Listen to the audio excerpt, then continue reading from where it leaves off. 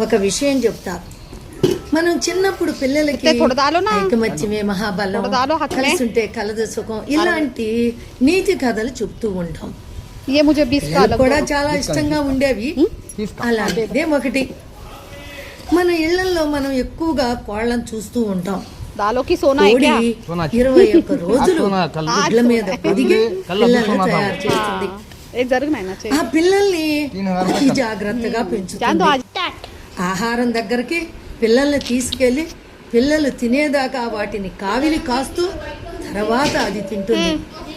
తర్వాత 2 రెక్కల మధ్యన దాచిపెట్టుకుంటుంది, ఎలాంటి అవరోధాలు రాకుండా. వాటి మీదకి వాటిని ఎప్పుడు పట్టుకుందామా అని గద్దలు ఎదురు చూస్తూ ఉంటాయి. అవును కదా, మనం కూడా చూస్తూ ఉంటాము, మనం కూడా ఆడుతూ ఉంటాం.